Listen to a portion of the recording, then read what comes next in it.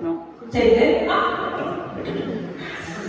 Allora, questa sera è il secondo degli incontri che sono stati organizzati in omaggio a Elena Segre e mai giorno migliore per ricordarci di Elena Segre, di parlare stasera, perché non so se voi avete visto il discorso che ha fatto oggi al Senato per l'insediamento della 19ª legislatura, ed è stato un discorso che, non so voi, ma per me veramente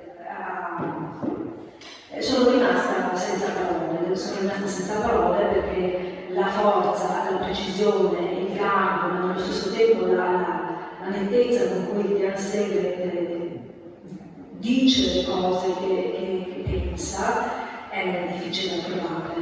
Un discorso che io vi invito tutti a seguire, perché in una circostanza come quella, con un Senato come quello che appunto si sta nascendo, il ruolo di Elena Segre non era né facile, né semplice, né scontato. Ha fatto un discorso da par suo, insomma, quelli che la senatrice ci ha abituato a sentire, e quindi anche stasera siamo ancora più orgogliosi, ancora più contenti di aver dato l'avvio, proprio come ANPI, permettetemi di rivendicare questa cosa, come ANPI di aver dato l'avvio al percorso che ha portato alla cittadinanza unitaria alla senatrice Segre, e poi di averla omaggiata con questa ciclo di incontri e con altre iniziative che abbiamo messo in cantiere e che metteremo in cantiere.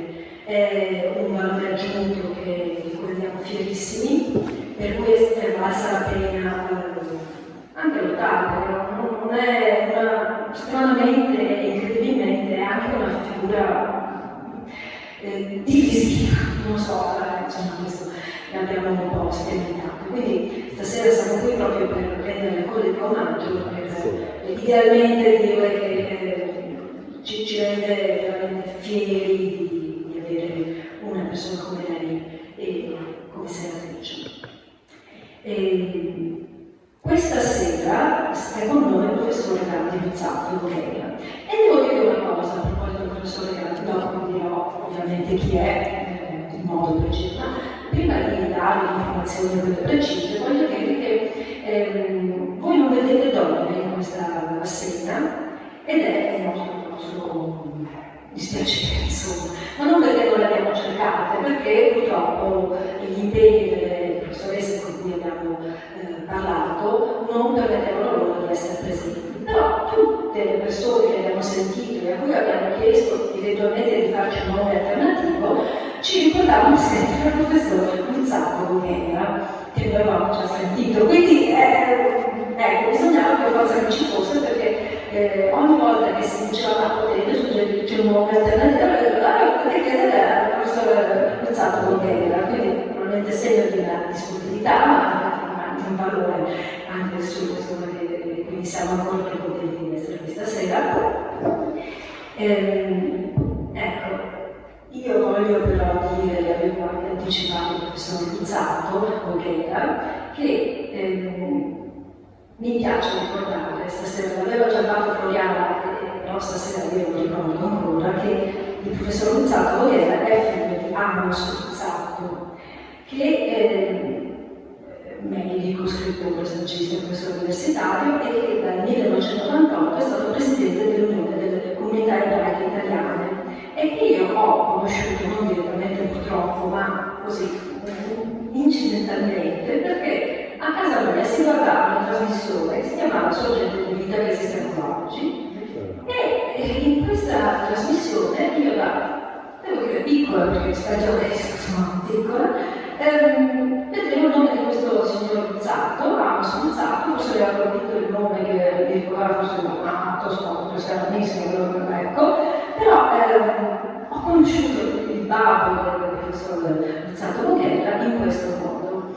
E questa è una trasmissione appunto sulla cultura ebraica, e avevo fatto una segnatura molto bella di Emanuele Luzzatti, famoso ebreo, quindi mi piaceva ricordare questa paternità, insomma, del professor Luzzatto. Invece, adesso andiamo un'attenzione un po' più seria. Il professor Sandro Guerra è direttore della Fondazione Centro di Documentazione Ebraica Contemporanea, CITE. È studioso di storia contemporanea, specialista in storia degli ebrei e dell'antisemitismo. Ha insegnato in diverse università italiane, Venezia, Padova, La Sapienza e alla Boston University Study Abroad Program Padova. È membro della delegazione italiana presso IHRA, in inglese, International Holocaust Remembrance Alliance.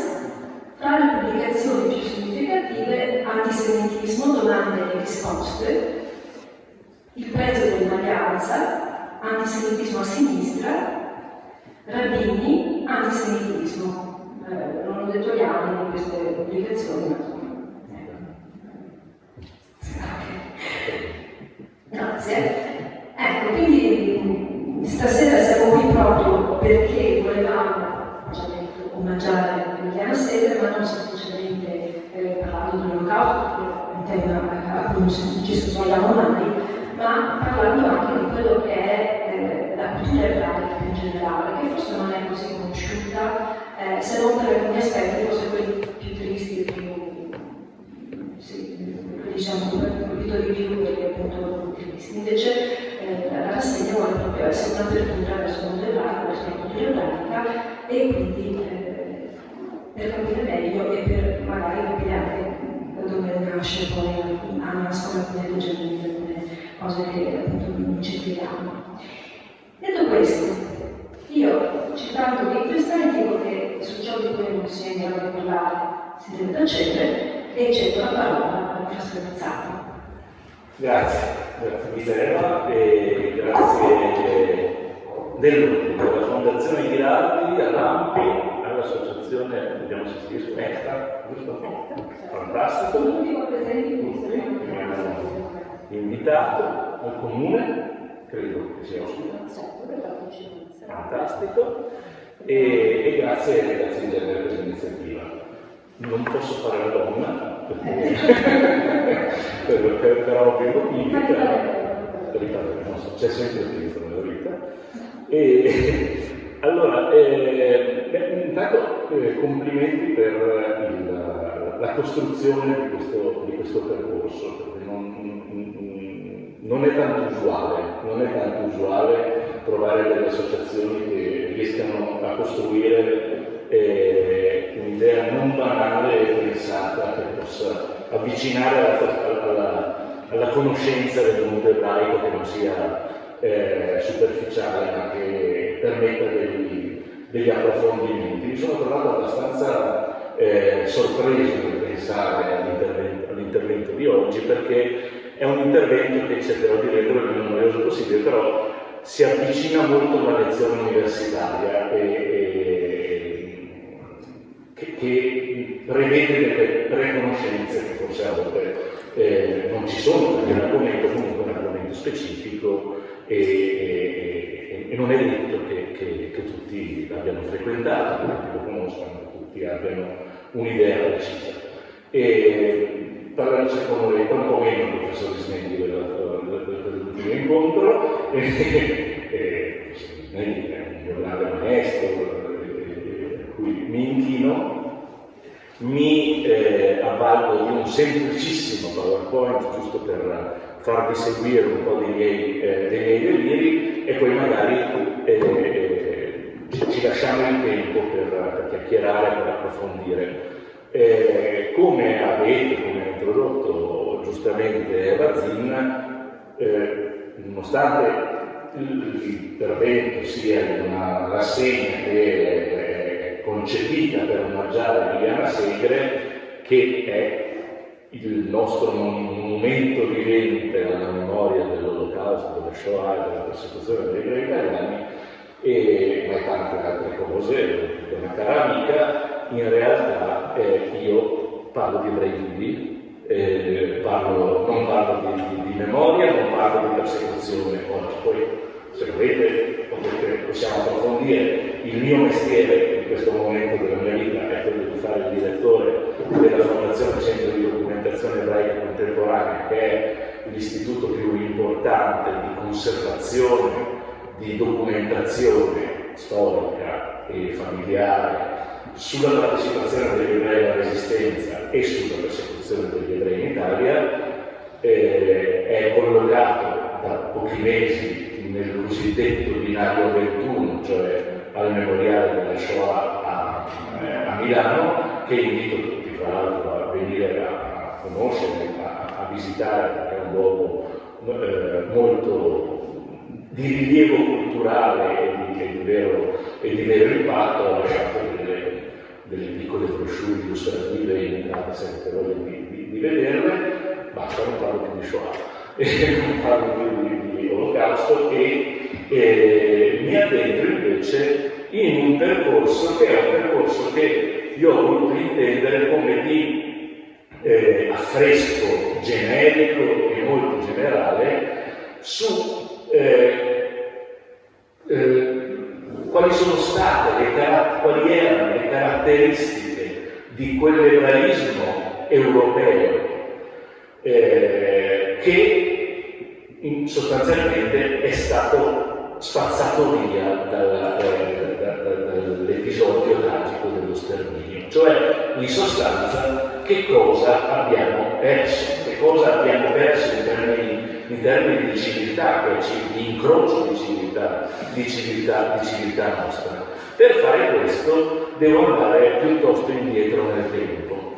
Io nel mio percorso di ricerca, quando mi era permesso il concesso di fare ricerca storica, il mestiere facevo, perché non credo di poter dire di essere adesso uno storico, facevo lo storico, e la mia ricerca di elezione è stata sui percorsi dell'emancipazione degli ebrei in Italia e in Europa, cioè su quella dinamica che ha portato gli ebrei a uscire dai ghetti, a acquisire i diritti di cittadinanza e studiare il come gli ebrei sono stati accolti dalla popolazione di maggioranza nelle varie realtà, che tipo di percorsi hanno scelto per integrarsi nelle diverse realtà, e questo tipo di dinamica, ai tempi in cui facevo ricerca storica, aveva una data di partenza, che era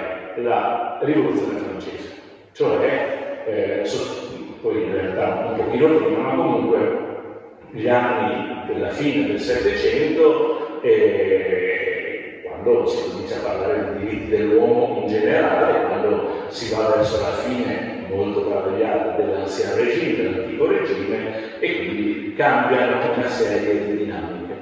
Poi con l'andare del tempo, ormai si può dire dei decenni, gli studiosi anche di storia ebraica, ma anche di storia europea, hanno ipotizzato, secondo me in maniera corretta, la necessità di anticipare i percorsi di modernizzazione. Io ho voluto introdurre nel titolo l'idea, la parola modernità, e cercare di individuare quando nella storia, stiamo parlando di storia europea, italiana anche nello specifico, qualche accenno magari verrà da fare, ma parliamo di storia europea perché il grosso della produzione culturale e della presenza anche demografica ebraica nel mondo in epoca moderna è concentrato in Europa. Mi dispiace se dimentico delle altre realtà comunque importanti, in particolare quelle del bacino del Mediterraneo, che hanno popolato il mondo arabo in varie forme, ma non è quello l'oggetto in questo momento della nostra riflessione. E quindi si anticipa in qualche modo.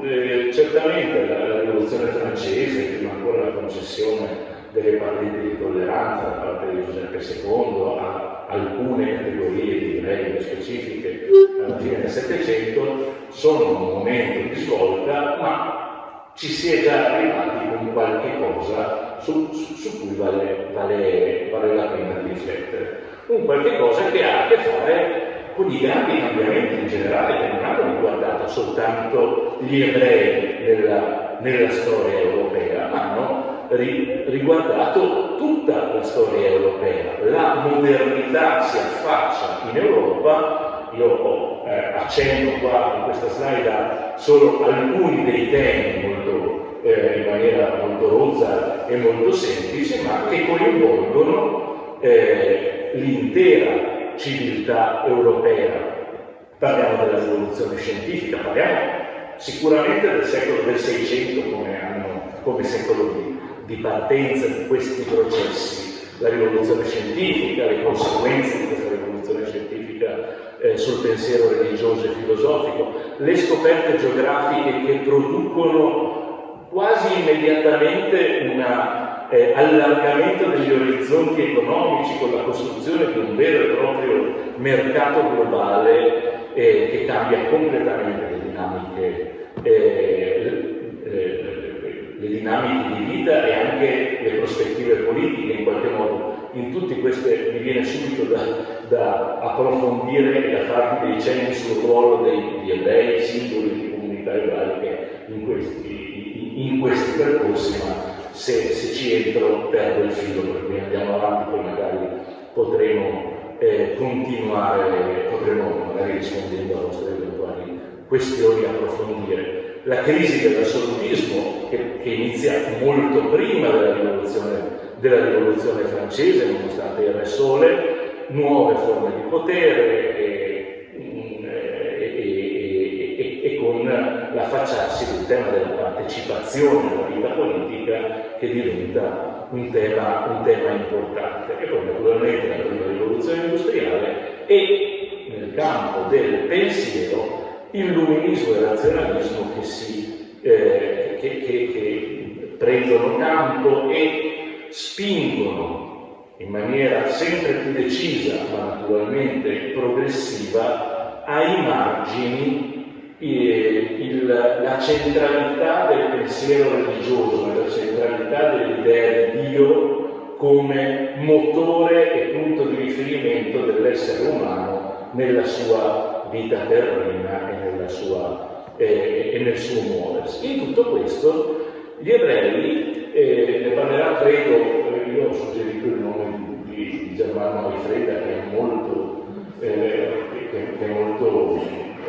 puntuale nel suo lavoro, ha scritto un bellissimo libro che si chiama Italiare, che riguarda nello specifico la storia dell'Italia e degli ebrei in Italia, per cui sicuramente avrà degli esempi importanti e peculiari sulla storia d'Italia.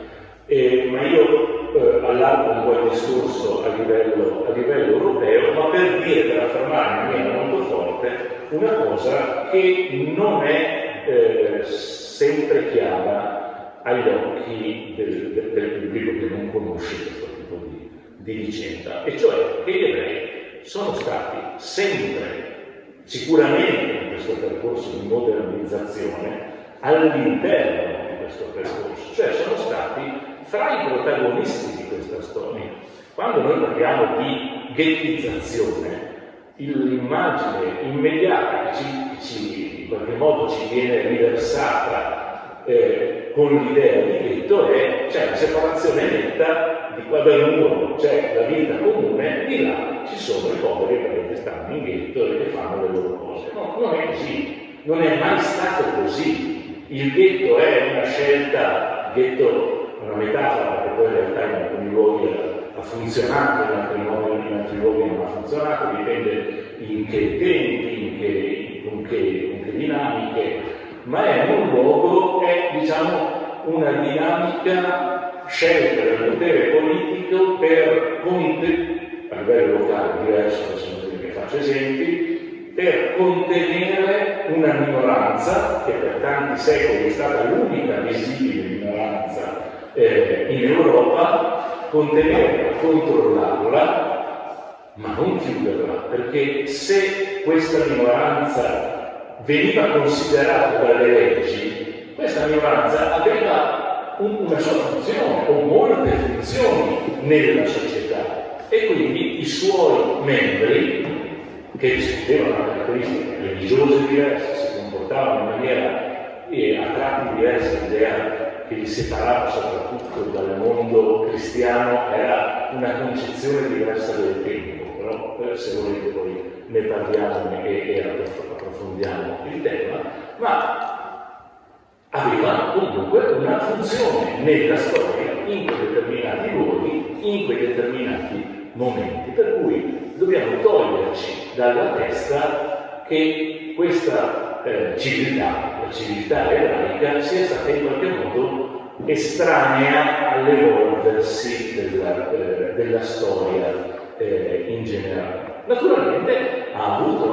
vissuto al suo interno dei momenti, dei movimenti veri e propri che ne hanno caratterizzato a grandi linee la sua trasformazione. La parola evoluzione non mi piace in questo senso, perché non è l'evoluzione per un miglioramento, trasformazione nel tempo di questo gruppo umano. Un gruppo umano che in Europa era un gruppo altamente minoritario, quindi molto piccolo nei numeri, adesso non ci mettiamo a fare i numeri, però anche perché è difficile da fare in verità, forse per l'epoca moderna un po' di più, ma insomma, ma sostanzialmente è concentrato, come vi ho detto, per la gran parte in Europa, per la gran parte dell'Europa in Europa centro-orientale e con numeri sempre crescenti in Europa centro-orientale, ed è minoranza quasi ovunque.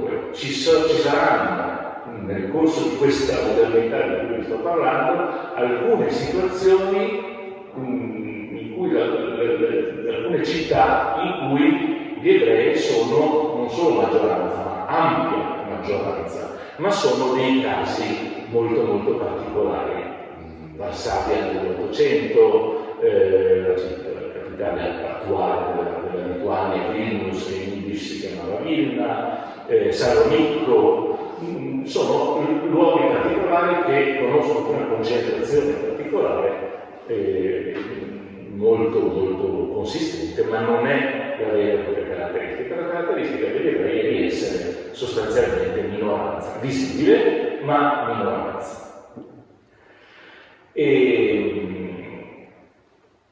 Mi concentrerò in particolare, rapidissimamente, perché veramente sono tante le slides e vorrei ragionare su tre movimenti che mi sembrano importanti da illustrarvi per farvi capire che cosa arriva nel Novecento e come ci arriva. Un movimento messianico che sorge a metà del Seicento, il movimento sabbattiano, il Hassidismo, che è un po' il movimento che nasce nella seconda metà del Settecento in Europa orientale, ma che è il movimento che è riuscito più di tutti a far trasmettere l'immagine esteriore degli ebrei come ce li immaginiamo. Se si chiede il genere di studenti miei, non è loro miei, come vi immaginate gli ebrei sono vestiti di nero, con dei picciolini, con un cappello e ballano o cantano e suonano il violino. Ecco, quello è l'ebreo classico, ma non è sempre così, non è sempre stato nella storia così, è una permanenza importante di un gruppo molto particolare al suo interno che nel tempo è riuscito a trasmettere queste caratteristiche anche in maniera contagiosa abbastanza, per cui questi erano ebrei ashkenaziti, cioè di origine tedesca, centro-europea, diciamo così, con una loro lingua particolare, Yiddish, e però se andate in un matrimonio di ebrei sefarditi che di origini spagnole o portoghesi, adesso, nel 2022, le musiche che si cantano in quel matrimonio sono musiche degli shtetl e dei ghetti dell'Europa orientale dell'Ottocento. Ma perché? Perché sono contagiosi nel loro essere, trasmettere il loro modo di essere ebrei. Poi vi dirò in che termini. E poi la nascita della Haskalah, cioè del cosiddetto illuminismo ebraico. Sono tre movimenti molto particolari, molto diversi, avranno un peso importante per costruire quello che erano, che in parte sono ancora, gli ebrei europei che Hitler prese di mira, che Hitler prese di mira caratterizzando come razza non inferiore, c'era paura, come razza superiore, anche se chi chiamava Untermenschen, e una razza pericolosa, separata. Il primo movimento, il movimento sabbattiano. Il movimento sabbattiano è stato studiato in maniera quello studiato molto, una grande storia che l'ha studiato, si chiamava Le Ascensioni. C'è un grande volume importantissimo, che sicuramente avete qua in questa ricca biblioteca, pubblicato dai Naudi in Italia, su Shabbatai Tzvi, su questa figura che è un falso messia. Lo chiamiamo falso messia perché non è cambiato niente dalla sua apparizione nel mondo. Il mondo ebraico, la tradizione ebraica, la religione ebraica è costellata di falsi messia. Visto dalla prospettiva ebraica, anche Gesù era un falso messia. E ce ne sono tantissimi, veramente tanti. Questo ha una importanza molto particolare. E cioè nel momento in cui lui, che è una valutazione storica di quale è stata la conseguenza per il mondo ebraico dell'apparizione di questo soggetto nel mondo. Molto rapidamente il Shabbatai Tzvi era schematicamente il suo spettro mi perseguiterà tutta la notte tirando le coperte, però sostanzialmente questo era un giovane studioso di Torah, cioè studioso di legge ebraica, molto appassionato, che studiava, era nativo di Smirne in Turchia, dove gli ebrei si erano trasferiti in massa dopo la cacciata dalla Spagna e dalla Portogallo nel 1492, e era uno studioso, era un po' viveva in maniera problematica la sua tarda adolescenza e all'età di 18-19 anni insomma si sente malato, non sa bene che strada prendere, ma soprattutto sente che la sua personalità in qualche modo è scissa, sente che qualcosa gli parla in testa e non sa come risolvere la questione.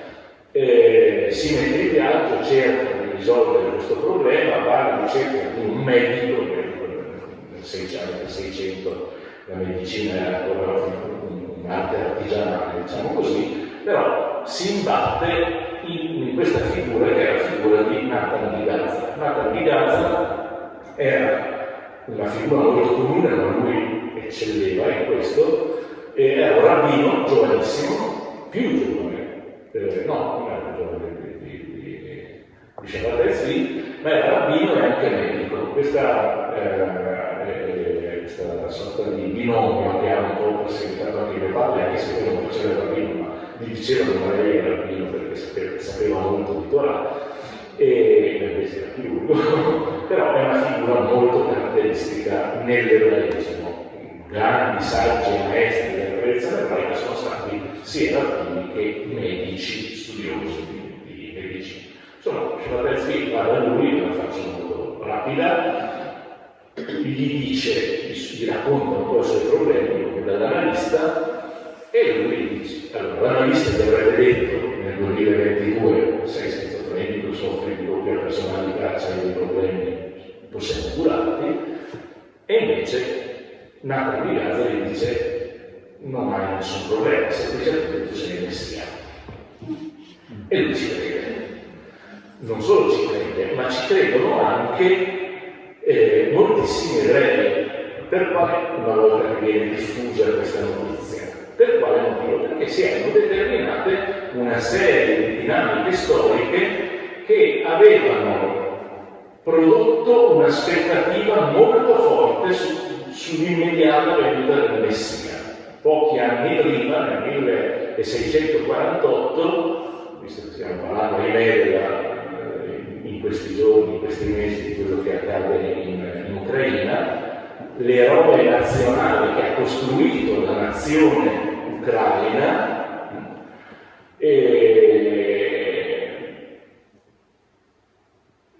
diventa anche il protagonista di una guerra di secessione sostanzialmente dalla corona polacca, parliamo di Chmielnicki, e nella sua guerra di secessione della nuova nazione ucraina, della nazione polacca, riesce a massacrare 150.000 ebrei circa, un'enorme quantità di ebrei che vengono naturalmente travolti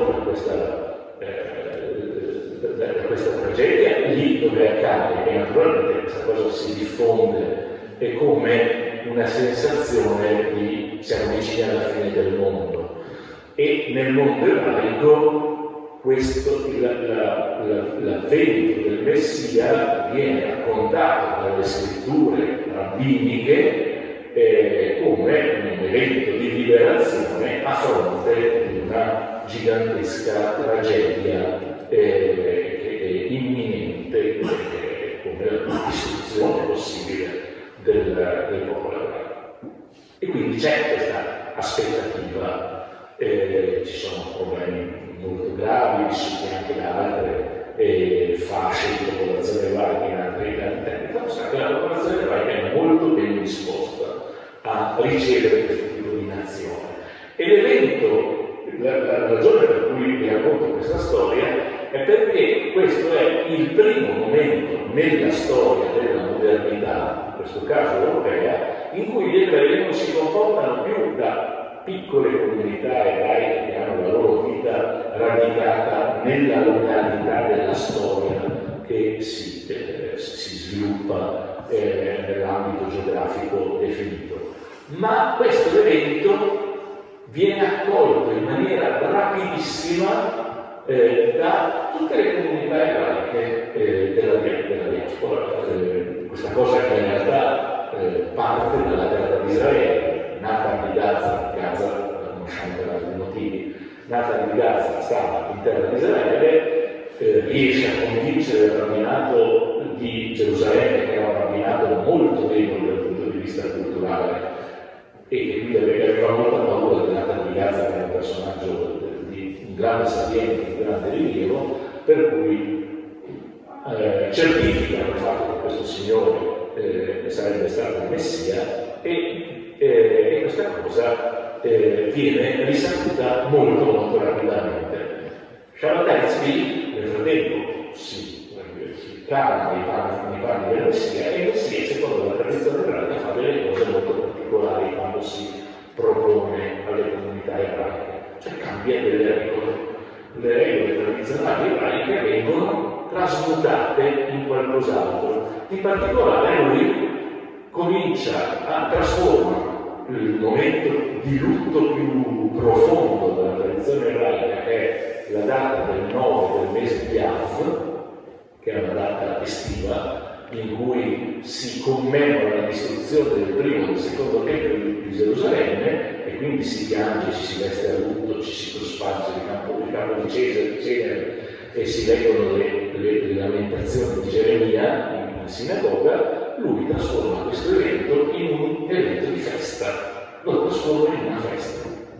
E questo provoca uno scontro feroce all'interno delle comunità ebraiche che vengono interessate da questa grande trambusto che provoca la reazione del sultano a Costantinopoli, il quale è interessato a far mantenere la pace sociale, per cui convoca immediatamente Shabbatai Tzvi, gli dice, lo pone di fronte lì l'assolutismo funzionava seriamente, lo pone di fronte all'alternativa: o ti dico subito oppure ti converti.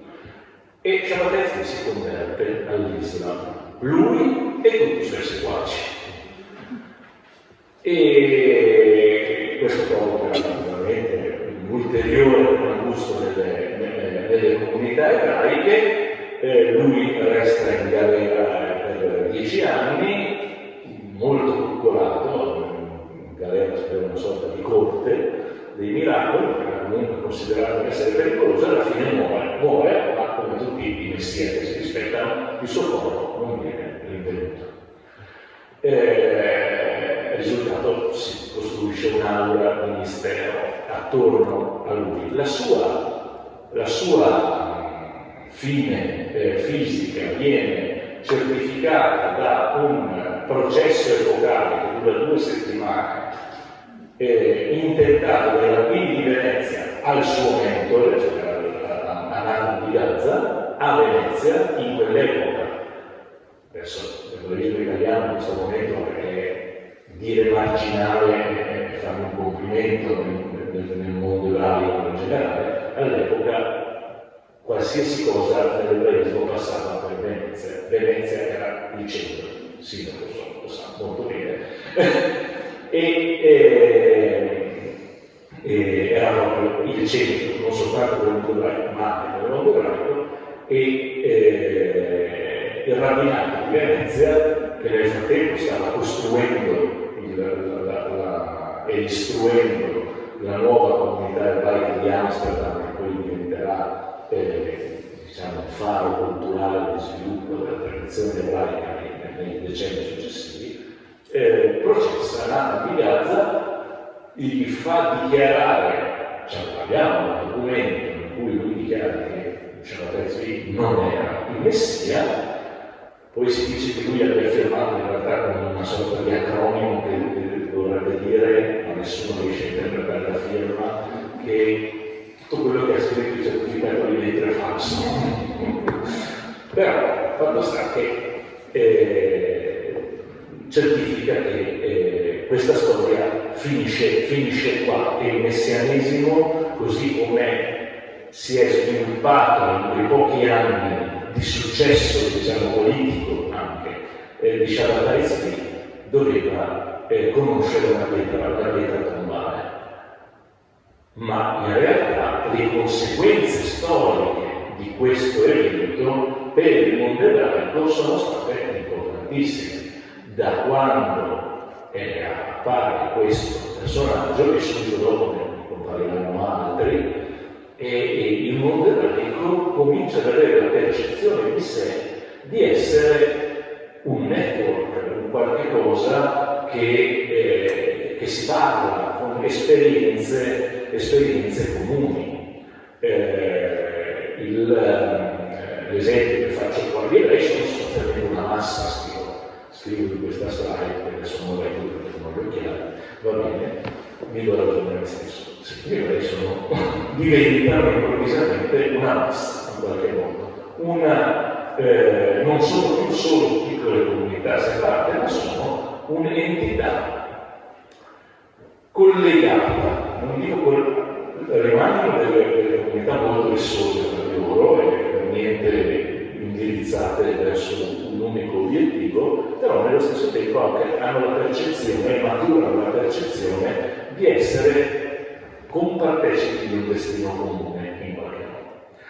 E vi faccio l'esempio qua molto rapido di Luca il Foname, perché abbiamo parlato di donne, almeno una donna la facciamo comparire nella storia in questo periodo, in quel periodo la storia che parla solo degli uomini, e almeno quella che si legge sui libri. Luca il Foname era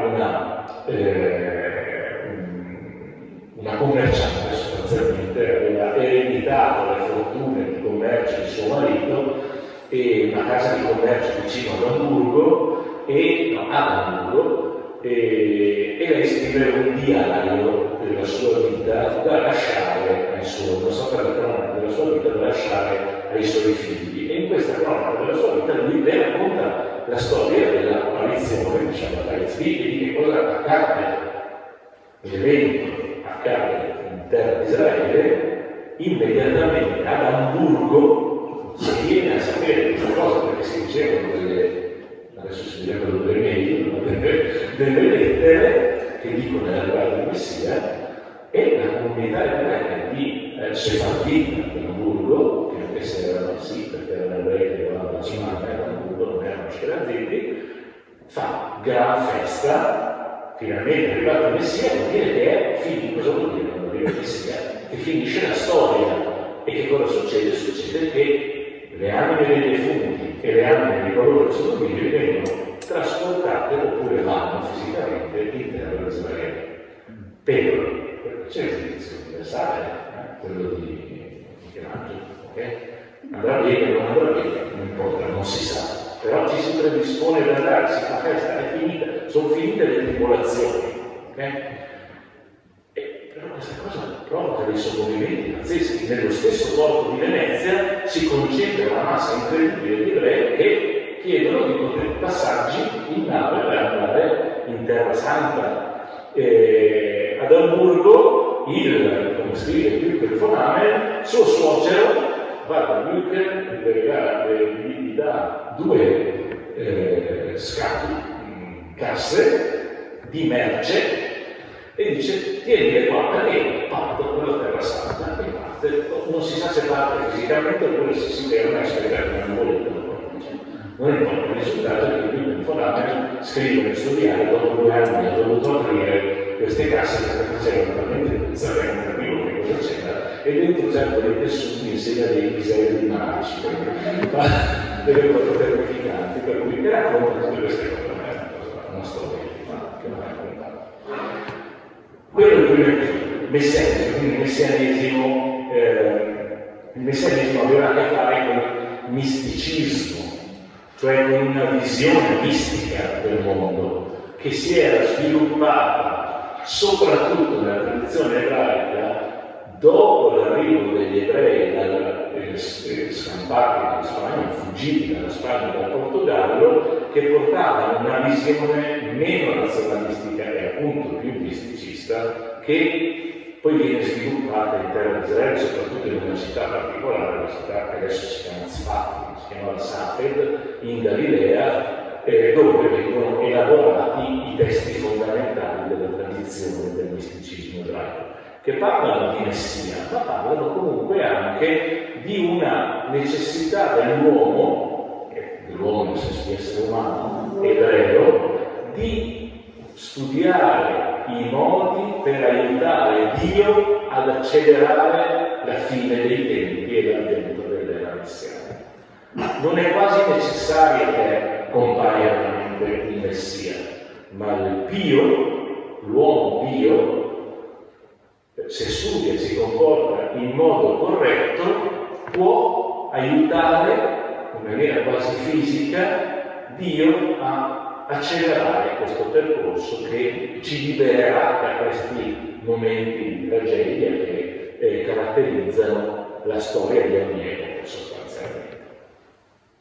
Uno di questi momenti, di questi movimenti di, potremmo chiamarlo di pietismo ebraico, prende il nome di Hasidismo e si manifesta attorno a un'altra figura, che è la figura di Israele ben Eliezer, detto anche il Baal Shem Tov, cioè in ebraico il portatore del buon nome, che è sostanzialmente della buona novella, chiamiamolo così, del buon nome, che è un annunciatore del Messia,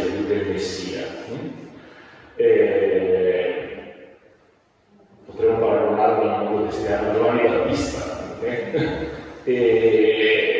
andiamo dietro di secoli, non va bene in questo contesto. Comunque, il Baal Shem Tov, Israele ben Eliezer, è una figura completamente diversa dal falso Messia Shabbat Tzvi. È una figura perché nel movimento che genera dalla sua vita e dai suoi insegnamenti, il Messia viene cancellato, cioè non compare, perché è politicamente pericoloso. La storia ha dimostrato che il Messia è una figura che è pericolosa per gli ebrei. Si è visto cosa è successo in Shabbat Tzvi. E quindi possiamo fare la stessa cosa, ma non abbiamo bisogno di questa figura. E lui stesso non si presenta in questo modo, ma si presenta come il portatore di un modo diverso di vivere la tradizione ebraica, un modo polemico di rottura. Allora, lui stesso non era un grande studioso, lui faceva il bidello. E anche qui come dire, la sua figura ci ricorda altre figure della storia, non scrive una parola nella sua vita. Non è neanche un grande trascinatore di masse, ma si contorna di una serie di seguaci che lo identificano come uomo pio e sono loro che scrivono le sue storie. Di nuovo ritorniamo a Gesù, però lui non ha anche nel caso di Gesù, comunque non rimaniamo su Gesù, parliamo del Barascetto. Lui non ha nessuna pretesa di presentarsi come Messia e di affermare una sua particolare missione di liberazione del mondo ebraico. I suoi seguaci costruiscono attorno alla sua biografia e alla sua figura una serie di narrative e una serie di caratteristiche che molto rapidamente costruiscono un intero mondo, che, come vi ho anticipato prima, è quel mondo che diventa maggioritario nel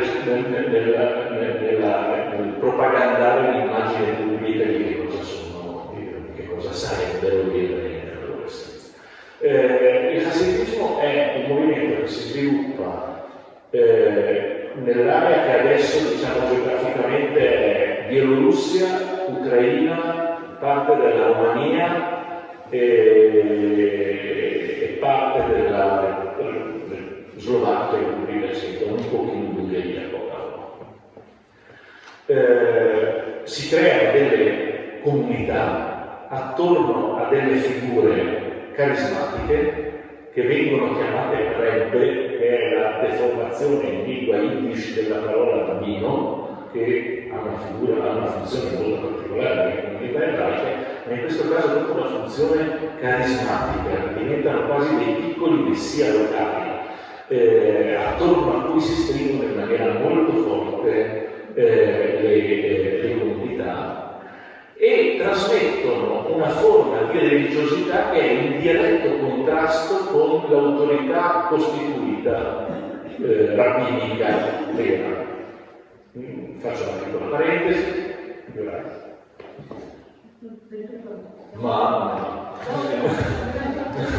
Faccio una piccola parentesi.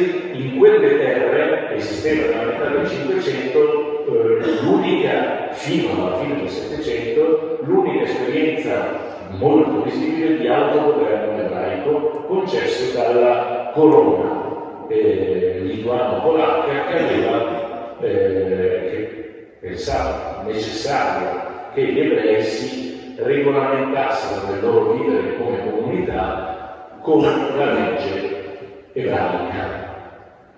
E quindi i rabbini in questa situazione, cioè coloro che conoscevano la legge ebraica, che non sia pastori d'anima, ma soprattutto giudici perché conoscevano la legge ebraica, erano diventati i detentori del potere, ma anche i detentori di un potere politico importante. I figli di questa tradizione contestavano direttamente l'establishment rabbinico e lo contestano con i metodi della tradizione ebraica. Non è una riforma, ma utilizzano i metodi interni alla tradizione ebraica per comunicare un distacco. L'establishment rabbinico era di matrice ashkenazita e aveva tutta una serie di sue caratteristiche. I Hasidim dichiarano: da questo momento noi seguiamo il libro di preghiere e la tradizione sefardita, adottiamo la tradizione sefardita degli ebrei provenienti dalla Spagna e dal Portogallo. È qualcosa che all'interno dell'ebraismo, credetemi, è una grande rottura proprio di tradizione.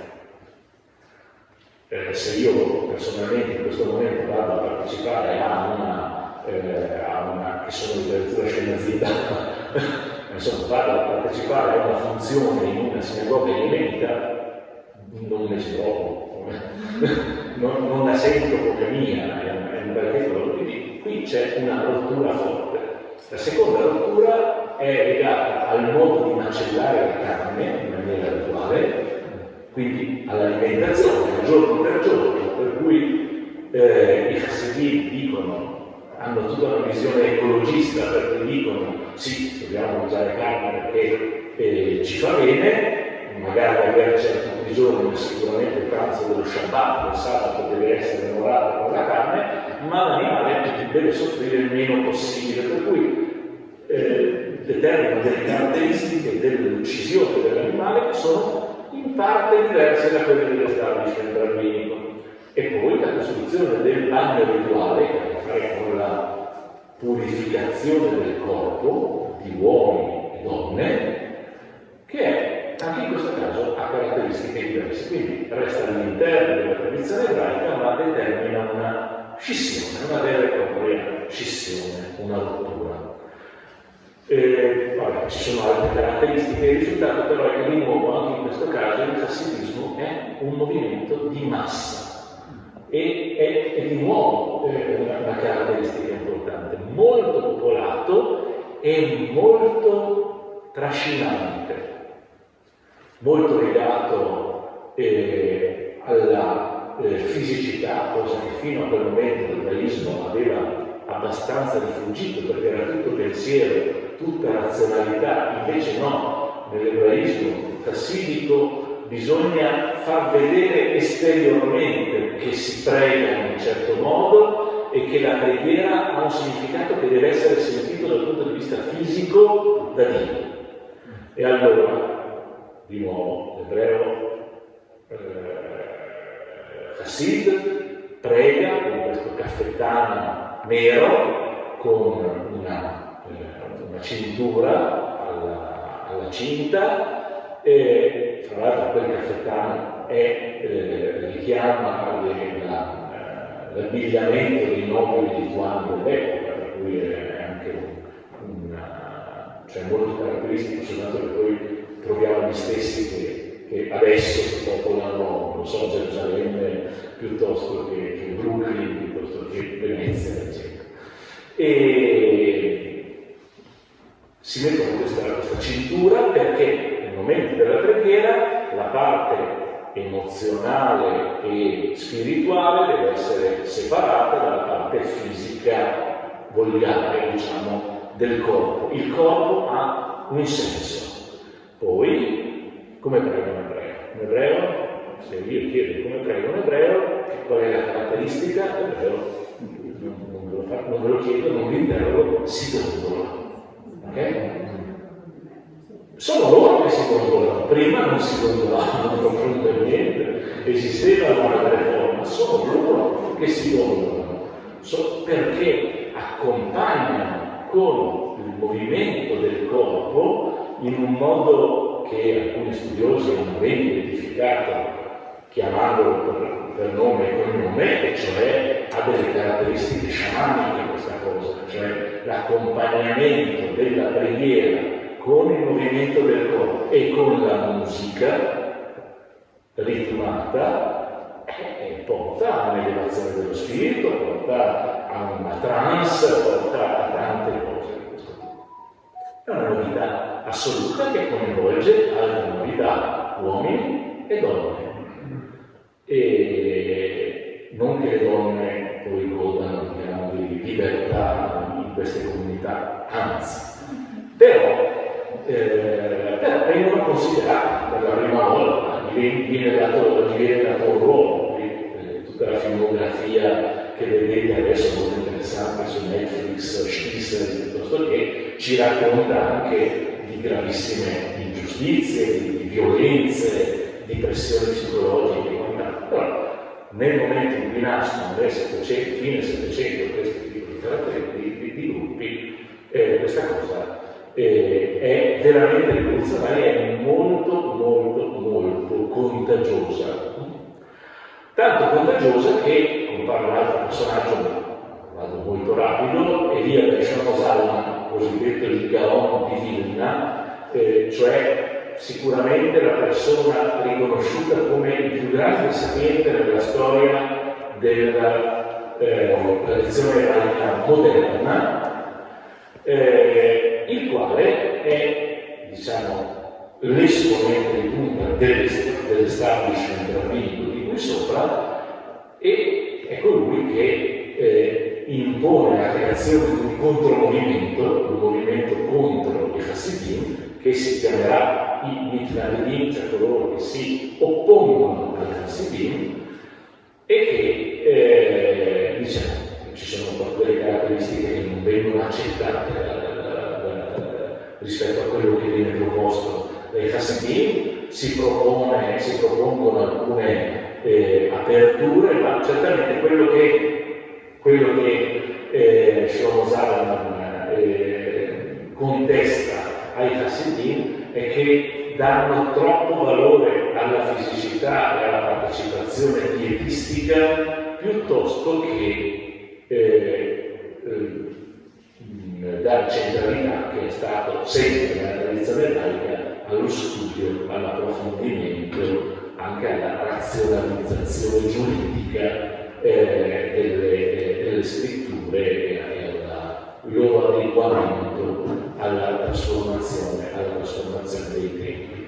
Entrambi questi due movimenti, hasidismo e mitnagedim, chiamiamolo così, vivono soltanto per opporsi al hasidim, ma è qualcosa che muore molto rapidamente, si alleano quasi nel momento in cui compare un altro personaggio, andiamo per personaggi, nella storia, Moses Mendelssohn, che un pochino più a ovest, in Germania, a Berlino, altro grandissimo sapiente, immerso nella cultura illuministica occidentale, ma ebreo, religioso, ortodosso, commerciante di tessuti, non medico in questo caso, propone come strada, via, percorso verso la modernizzazione dell'ebraismo e la liberazione dei legacci delle leggi speciali che avevano comunque influito in maniera negativa nei confronti delle comunità ebraiche per secoli, propone un percorso in qualche modo interno all'ebraismo, ma comunque riformatore, anche se non parla di riforma vera e propria, che viene chiamato a scalare, che viene tradotto in italiano, illuminismo ebraico.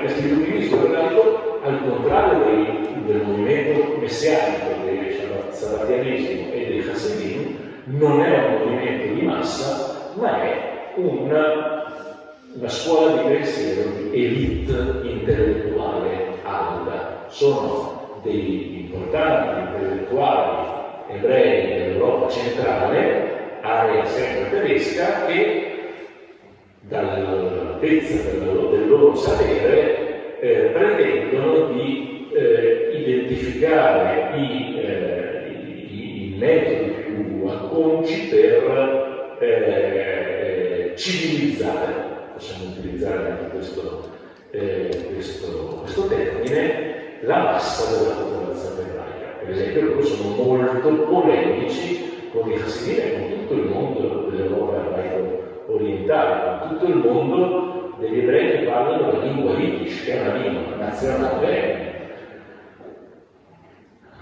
Loro dicono un dialettaccio tedesco, in realtà è una lingua strutturale che si insegna adesso all'università e che però viene spazzata via dalla Shoah, questo è prima, perché la gran parte della popolazione che lo parlava viene uccisa. È una lingua di antica tradizione che aveva questa caratteristica che non andava bene per la funzionalità di Moses Mendelssohn e i suoi eletti. Cito qua due, ma in una stadi serie ma ce ne sono molti altri, e cioè che quella è una lingua nazionale, cioè una lingua di separazione. Gli ebrei che parlavano Yiddish, non parlavano russo, non parlavano polacco, non comunicavano in maniera complicata con la popolazione di maggioranza, mentre l'idea di costoro era, no, la prima cosa da fare è stabilire un linguaggio comune, quindi manteniamo la nostra tradizione, ma ne modifichiamo alcune caratteristiche. Quindi, prima di tutto, un grande lavoro sulla lingua. Cosa fa? Moses Mendelssohn, la prima cosa che fa è traduce la Torah, la Bibbia, in tedesco, per insegnare agli ebrei il tedesco, non lo Yiddish. Una cosa buffa, guardasse adesso la Bibbia di Moses Mendelssohn, tradotta in tedesco, la vedreste in caratteri ebraici, perché gli ebrei erano sì la popolazione più alfabetizzata del mondo, ma leggevano l'ebraico, non leggevano gli altri alfabeti. Per cui per imparare il tedesco, paradossalmente, Moses Mendelssohn utilizza i caratteri ebraici per tradurli. Altra parentesi, scusate, la devo dire, perché ha a che fare con Venezia, sempre in onore insomma. A Venezia nel 1609 viene pubblicata un libro, che è un tradizionale della tradizione ebraica, che è la Haggadah di Pesach, che è il libro che si legge ai bambini nella cena pasquale, in cui si racconta per la prima volta ai bambini la storia della liberazione degli ebrei dall'Egitto da parte di Dio, perché e per come siamo diventati un popolo libero e non più schiavi dell'Egitto. C'è un rituale, ci sono delle vignette tipo fumetti, soltanto che sono del 600, molto belli. Il rabbino Leon Modena scrive questo testo corredandolo delle spiegazioni storiche sul perché. Solo che gli ebrei anche nel 600 a Venezia magari leggevano l'ebraico, sapevano leggere le preghiere, ma non ne capiscono tantissimo, perché parlavano un dialettaccio anche di giudaico veneziano, un po' così. Ma sapevano leggerlo. E allora questo testo viene prodotto dalle stamperie straordinarie di Venezia, grande industria tipografica, in 3 versioni, lo stesso libro in 3 edizioni, per la comunità ebraica ashkenazita, per la comunità ebraica sefardita e per la comunità ebraica italiana, con la differenza che i commenti a lato sono scritti in lingua, in tedesco, in italiano e in spagnolo, o in ladino che era la lingua degli ebrei, ma in caratteri ebraici. Per cui i caratteri ebraici per trasmettere le lingue della civiltà europea venivano utilizzati. Questo mi fa dire un'altra cosa, scusate, mi viene dal cuore, il fatto che a Venezia come in altre parti d'Italia, per motivi di dinamica universitaria, l'ebraico, la lingua ebraica, sia collocata nei dipartimenti di lingue orientali è una bestialità. È una bestialità per la civiltà europea, perché l'ebraico è stata una delle lingue che hanno contribuito a costruire la civiltà europea. Certo che è nata in Oriente, ma si è sviluppata anche grazie all'industria tipografica veneziana, non solo, in Europa e in Italia in maniera molto forte. Ci sono state produzioni di testi che erano testi che non potevano uscire da altre parti che non dalla civiltà italiana, poesie d'amore in versi alessandrini piuttosto che storie immaginifiche o quant'altro, che venivano scritte perché anche in ebraico, per il pubblico ebraico, ma non solo, c'era fior di pubblico cristiano che conosceva l'ebraico, e tutta la roba finisce all'indice naturalmente per la Chiesa, non importa, ma comunque erano prodotti della cultura, in questo caso italiana, quello che vi dici. E andiamo avanti. Allora, Moses Mendelssohn insiste molto sulla lingua, vuole educare gli ebrei alla lingua volgare, in questo caso il tedesco perché è a casa sua, poi la sua prospettiva è politica. E poi una riforma importante della educazione, del sistema di educazione degli ebrei. Gli ebrei continuano ad essere educati secondo la conoscenza della loro tradizione ebraica, ma si rompe decisamente con il sistema che era quello tradizionale ebraico da molti secoli, del Feder, si chiama così, scuola elementare, in cui si va a leggere e a scrivere l'ebraico e la storia della Bibbia sostanzialmente, delle tradizioni ebraiche, e poi l'approfondimento della yeshiva di tutta la tradizione rabbinica e il Talmud, la Mishnah e quant'altro, tutta la tradizione giuridica. Tutto questo aveva determinato di nuovo, sì, l'alfabetizzazione della popolazione ebraica, ma in un circolo chiuso. Loro dicono sì, continuiamo pure così, ma non più credere in Yeshiva, ma un percorso che accanto allo studio di questi elementi porta anche lo studio della lingua locale, lo studio della letteratura, lo studio di altre lingue, lo studio della matematica, per educare, civilizzare, tra virgolette, perché questa è l'idea, per educare gli ebrei a entrare non si parlava ancora dei cittadini, da sudditi in questo mondo che ormai era chiaro che andava in questa direzione. Nello stesso tempo però, questo è un evento che avrà un peso importantissimo nei secoli futuri, successivi, Moses Mendelssohn e i suoi seguaci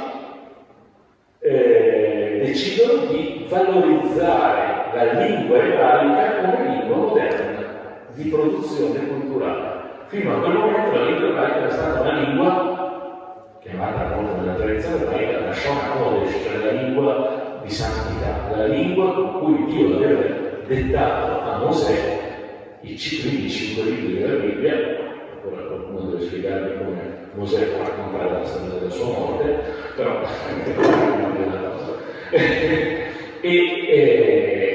tradizioni religiose interrogano ed è la lingua scelta da Dio per il popolo prescelto e così via, ma non è una lingua culturale. Moses Mendelssohn e i suoi seguaci dicono: attenzione, l'ebraico è la nostra nota culturale dominante e quindi va coltivato e va strutturato. Cosa scelgono per fare questa operazione?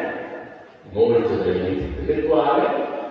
Alla fine del Settecento, che cos'era lo strumento principale? Erano i giornali periodici. I periodici trasmettevano idee politiche, trasmettevano varie forme di modernizzazione. Loro fondano un giornale che si chiama Ameasef, il raccoglitore in ebraico, che è il primo esempio di letteratura ebraica moderna, rinnovata. Scelgono un certo tipo di ebraico nella storia, che è l'ebraico della Mishnah, cioè l'ebraico dei primi 2 secoli della nostra era, sostanzialmente dopo Gesù, come l'ebraico più maneggevole in qualche modo, e cominciano anche a cambiare un po' di caratteristiche. Se voi leggete adesso in ebraico, non so se qualcuno sia esperto, che parla ebraico, scrive ebraico, ma per esempio cambiano dei tempi verbali.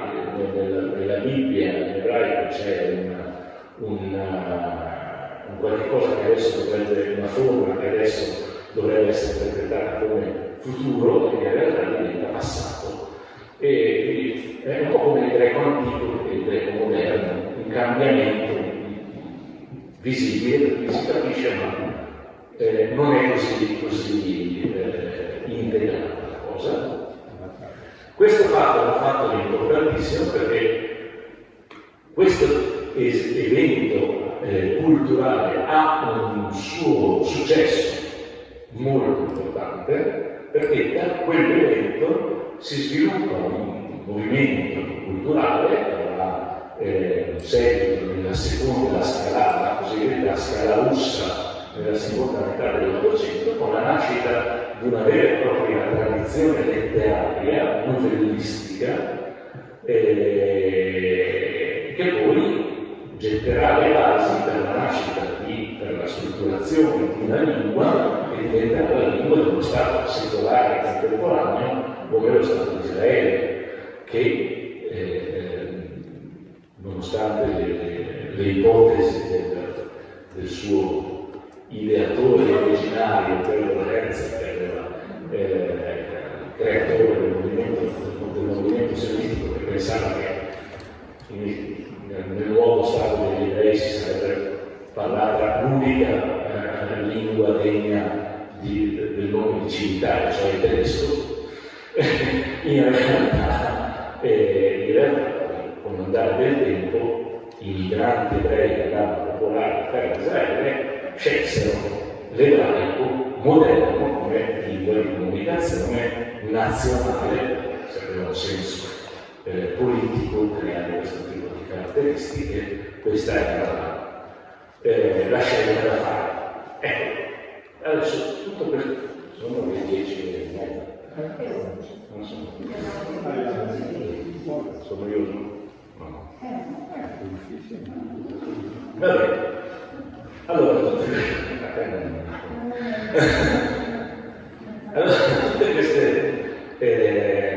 questo affresco che ho cercato di fare, con l'uccello che ho cercato di fare, è per dire che il mondo ebraico attraversa nei secoli dal 600 a tutto l'800 una serie di sommovimenti interni che lo strutturano e questo suo strutturarsi in qualche modo poi è rintracciabile in quello che poi sarà l'ebraismo che si affaccia al XX secolo, si affaccia purtroppo o è compartecipe della tragedia dell'Olocausto e poi costruisce anche tutto quello che viene dopo. E probabilmente il fatto di questa valutazione storica, il fatto che questa storia di modernizzazione sia così lunga come storia è anche quello che ha permesso agli ebrei di vivere forme di resilienza che hanno permesso di sopravvivere alla tragedia dell'eliminazione di metà del popolo ebraico dalla faccia della terra e di costruire altri percorsi alternativi di sopravvivenza. Allora, questa slide è possibile, perché ognuno di questi titoli è una lezione universitaria, quindi neanche ve la lascio lì perché magari avete delle domande, avete delle questioni aperte, ma in generale ci sono alcune caratteristiche che volevo segnalarvi. Innanzitutto con l'emancipazione vera e propria, cioè con la nascita, cioè con l'eliminazione delle leggi speciali verso gli ebrei, diciamo così, gli ebrei diventano cittadini come tutti gli altri, equiparati, nasce una figura del tutto inedita nella storia del mondo ebraico, che è quello che noi chiamiamo l'ebreo laico, cioè l'ebreo per nascita che però è cittadino comune, dimentico delle sue tradizioni in qualche modo, non gliene importa, non si capisce bene, anche lui non sa bene cosa fare, che però è una costante molto molto forte, che poi saranno quelli più colpiti dalle leggi razziste e dalla persecuzione, perché erano completamente integrati, si erano dimenticati completamente delle loro origini, e poi improvvisamente tu sei ebreo per razza, ti prende il tuo tornaggio, assolutamente come la stessa idea sempre vivere questo tipo di esperienza. Quindi evento del tutto inedito, molto comune ancora adesso. Attorno a questa figura ci sono grandi dibattiti su Facebook, che non posso dire ma un po'. Secondo evento molto importante per la storia dell'ebraismo, la storia mondiale direi, è la nascita dell'ebraismo americano. L'America è importante, statunitense nel senso, è importante in generale per la storia della civiltà umana contemporanea. Nasce un considerevole nucleo di ebrei negli Stati Uniti in conseguenza dei tragici, travolgenti popoli antisemiti che travolgono le comunità ebraiche molto popolose dell'Europa orientale ben prima della Shoah, dalla fine dell'Ottocento, e che provocano migrazioni enormi. In 30 anni si muovono 2, 3, 4 milioni di persone che diventano 6, 7 negli Stati Uniti, con uno shock terribile perché sono i Hassidini, quindi gente che noi chiameremo moderna, sbagliando completamente perché sono dei gruppi che proiettati nella modernità statunitense, che per noi sarebbe la stessa cosa che andare da qua a Marte, perché è proprio completamente diverso, non si riconoscono, in realtà sono in grado di interpretare questa modernità rimanendo se stessi e costruendo delle comunità fassibili negli Stati Uniti che parlano Yiddish ma che utilizzano i mezzi della modernità. Uno dei primi, ancora adesso, più efficienti portali web esistenti, credo, nel mondo, è Chabad.org, che è un enorme portale pieno di servizi sociali, culturali, religiosi di qualsiasi tipo, che nasce con una nascita di internet immediatamente negli Stati Uniti, modernissimo, strutturato in maniera sempre rinnovata ed è gestito da una di queste comunità di fastidio. E sono gli stessi che giocano, che vanno in borsa a Manhattan e per cui utilizzano gli strumenti della modernità ma restando loro stessi. Naturalmente la nascita del nuovo antisemitismo è un qualcosa nel quale ci dibattiamo di nuovo a prescindere dalla Shoah, perché la storia dell'antisemitismo con la Shoah ha sì a che fare, ma non è qualcosa di veramente strutturale.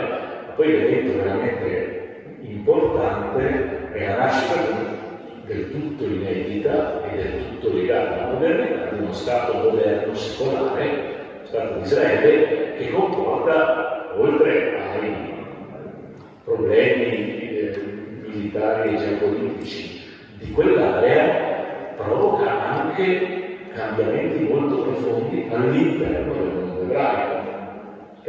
È come se l'ebreo laico si materializzasse, di cui ho parlato un secondo fa, si materializzasse in una struttura statuale che non soltanto è molto abbondante, ma in qualche modo aspira a rappresentare tutti gli ebrei del mondo, fornendo gli ebrei del mondo, la diaspora molto indebolita dalla tragedia della Shoah, una serie di strumenti molto importanti, per esempio una conoscenza dell'ebraico moderno, che prima non esisteva. La comunità ebraica in Italia, nonostante gli sforzi della Scala, che si sono messi a parlare in ebraico, la lingua era del tutto sconosciuta dopo il nascita dello Stato di Israele. In Italia adesso una componente non indifferente della popolazione ebraica, insomma, ci capisce qualche cosa di ebraico, la lingua ebraica moderna, contemporanea. Poi ci sono nuove forme di religiosità, in cui di nuovo non entro, ma insomma, voglio dirvi, l'ebraismo è attraversato, come tutte le tradizioni religiose, da un grande sommovimento di riforma interna, che non è più soltanto la riforma polemica dei Hasidim che si arrabbiavano con i loro rabbini e quindi cambiavano all'interno dell'ortodossia, del perimetro dell'ortodossia, un certo tipo di caratteristiche, no? Gli ebrei diventano cittadini, escono dal ghetto e quindi vogliono mantenere in qualche modo dei legami con la tradizione ebraica, però vogliono anche lasciarsi alle spalle alcune cose che sono, non lo so, il riposo del sabato così stretto, non va più bene, perché sennò non ho più la vita sociale, culturale, amorosa, penalesca che mi permette la frequentazione sociale del sabato sera, o l'alimentazione separata. Non va bene, perché se io adesso sono un cittadino come tutti gli altri, posso mandarmi una diavola in pizzeria insieme al mio amico cattolico senza bisogno di... Tutte queste cose trovano dei meccanismi che sono diversi tipi di riforme ebraiche che hanno delle caratteristiche molto complicate, che non sono l'oggetto di questa sera. Io mi fermo e poi rispondo tentativamente a tutto quello che diciamo. Va bene?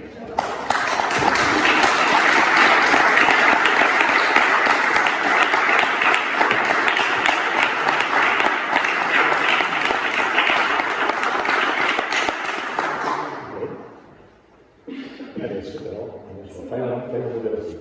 Gli studi erano molto grandissimi, sì, molti, e quindi io personalmente qualche domanda ce l'ho, però Ecco, dicevo che il professor Carlo Mazzanto ci ha dato moltissimi spunti e personalmente anche qualche domanda mi è venuta in mente, però lo lascio sempre, spero che anche da voi insomma abbiano domande, perché Carlo poi c'è da notare, quindi se qualcuno vuole parlare, prego. Professore, mi dice questa questione del concetto diverso di tempo tra i due. Sapevo. Il concetto di tempo.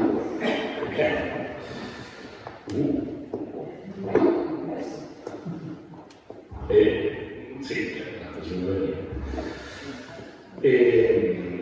Allora, cercando di essere più rapido possibile. La tradizione ebraica costruisce una concezione. Cominciamo a dire che questa non è niente tradizione, perché però io trovo che sia abbastanza aderente alla lettera.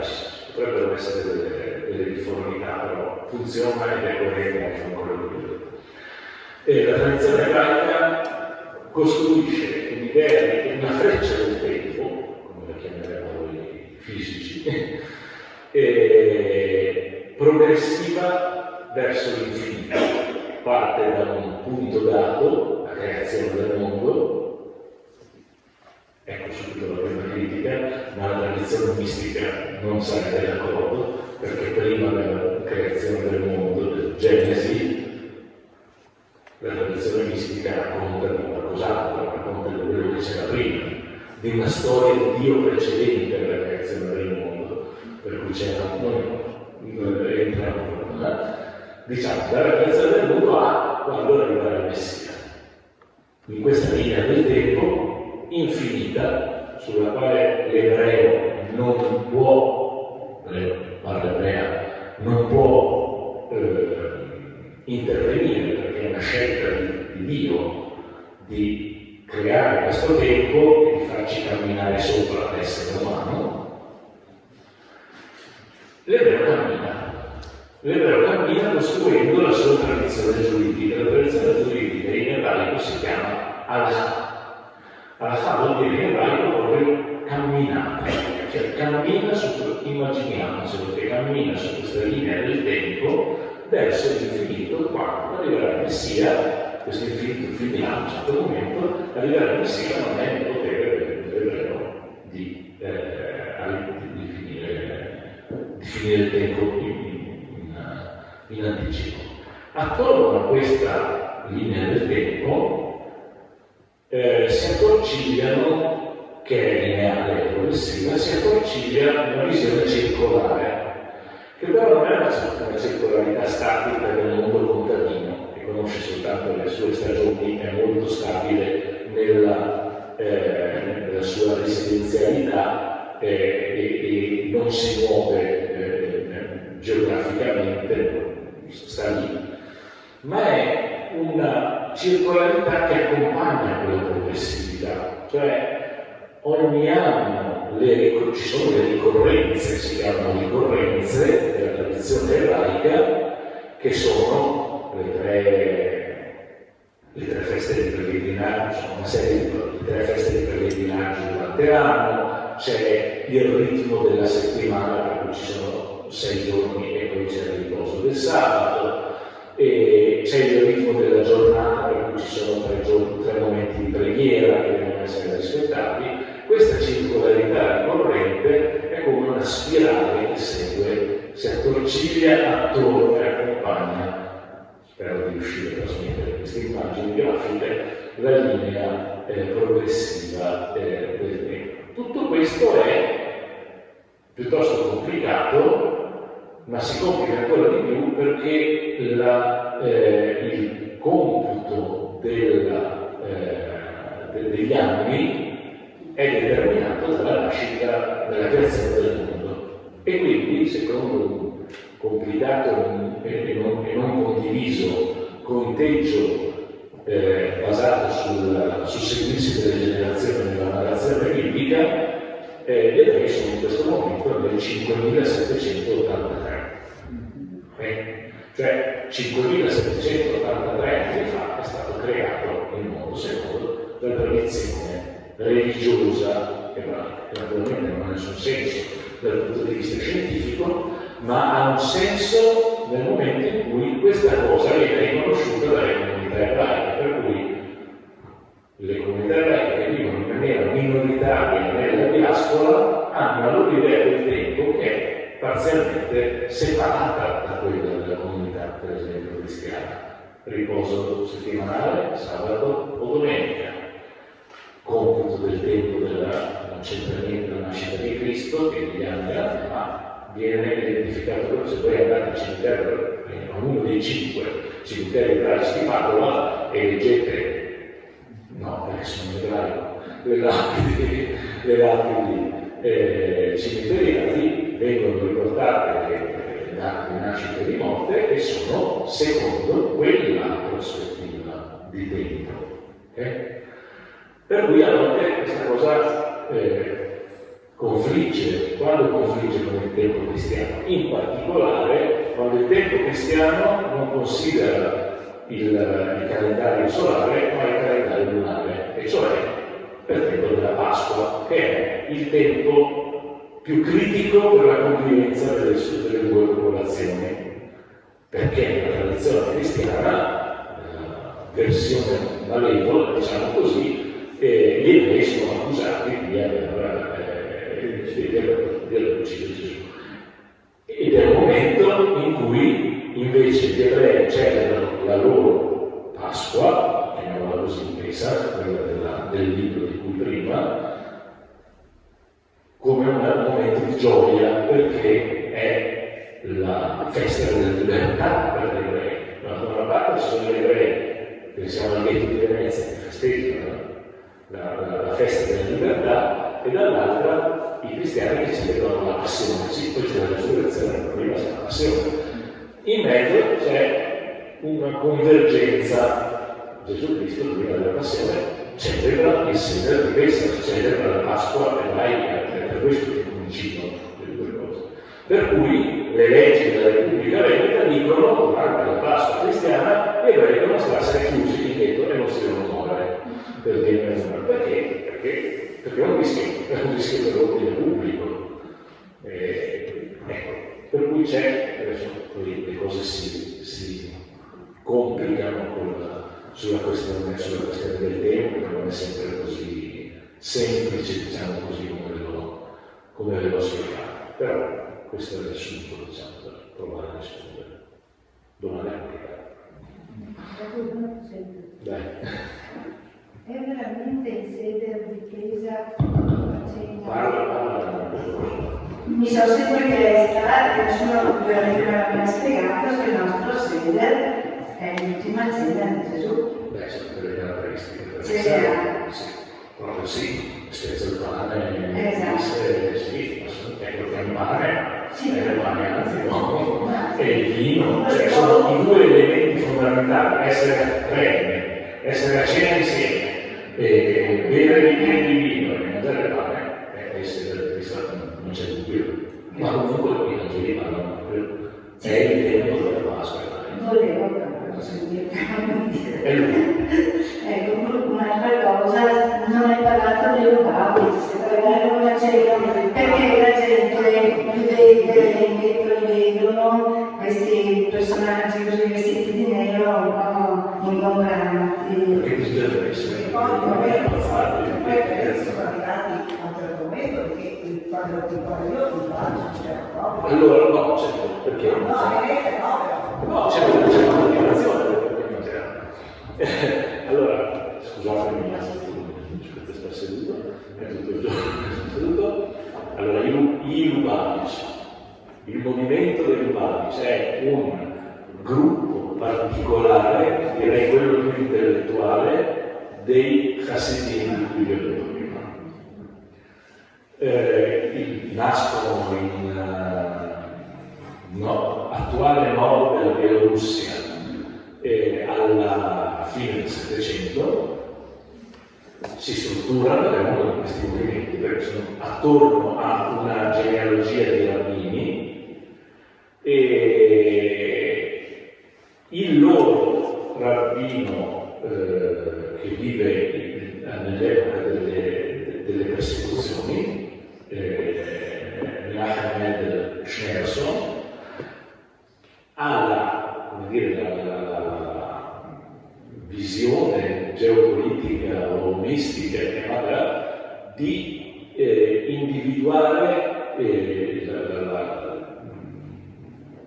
l'invasione nazista della Polonia come un elemento limite per cui bisogna scappare, e riesce a trattare l'immigrazione di tutta la comunità negli Stati Uniti in una maniera incredibile, ma riesce a trattare questa cosa, e per cui si salva, questo gruppo si salva. Non è un gruppo molto popoloso, ma è un gruppo che, stabilitosi poi a Paradise, nel quartiere di Brooklyn, e stabiliscono come loro attività e missione fondamentale nel mondo quella di una vera e propria missione nel diffondersi in tutte le comunità ebraiche e andare a cercare ogni singolo ebreo, anche e soprattutto quelli dimentichi di se stessi in quanto ebrei, facendogli rispettare almeno un precetto,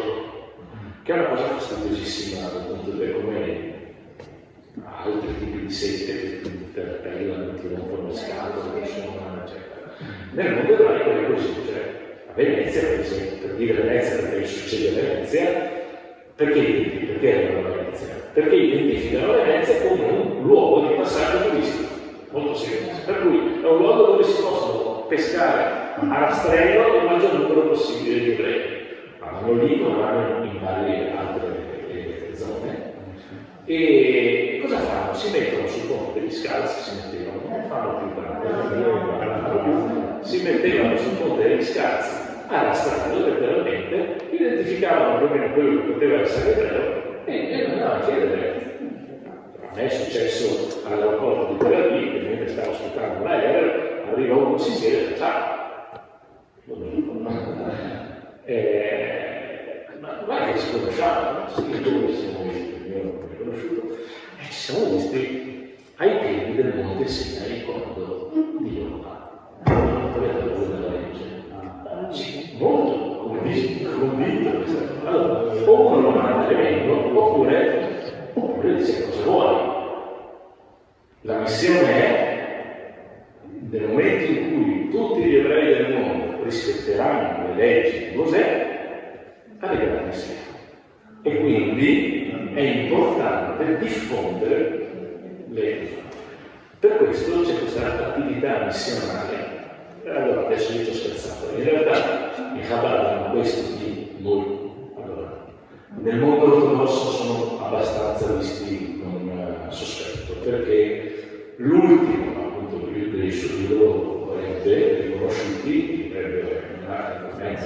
Schneerson, è morto nel 93-94, e una parte del movimento, che infatti si è spaccato, ha deciso che lui era il Messia, peraltro morto. Altre caratteristiche del Messia particolare. Ma quello che non va bene è che hanno preso la sua immagine, gli hanno messo sopra una bella corona e hanno scritto onorate il Messia che è arrivato sulla terra e l'hanno messa come icona accanto ai rotoli della Bibbia nella sinagoga, che è un'adorazione idolatrica che il mondo ortodosso assolutamente rifiuta completamente, no?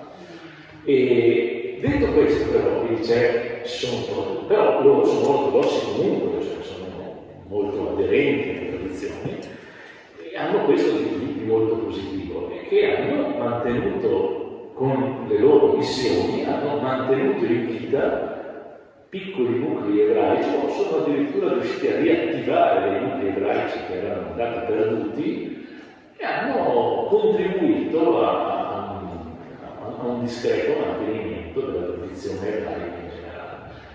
In Italia sono presenti, sono arrivati a Milano per una cosa, dove hanno istituito una scuola, e poi si sono spostati un po' a Roma, a Bologna, e poi sono arrivati a Venezia. Anche io non mi dico come, però insomma sono visti. Ma Ma per esempio c'è un periodo centralistica, un tasso del litorale, negoziati appunto non c'è una comunità che c'è un rapporto con la comunità veneziana. No? Allora, c'è un distretto contrasto tra la comunità, perché è proprio un modo diverso di vivere l'ebraismo. C'è stato nel passato, adesso praticamente ho messo un po' il corso della situazione sul problema milanese del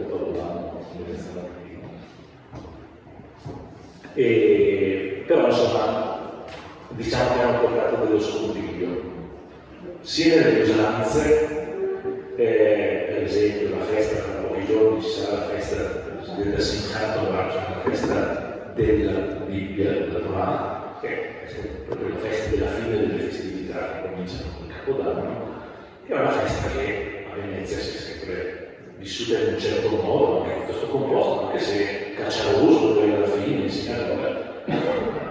questi a un certo momento sono arrivati portando la loro fisicità di gruppo e portando anche dei canti diversi che in una comunità ebraica è sbagliatissimo, perché la comunità ebraica è abituata ai suoi canti, per cui ci sono momenti di rottura.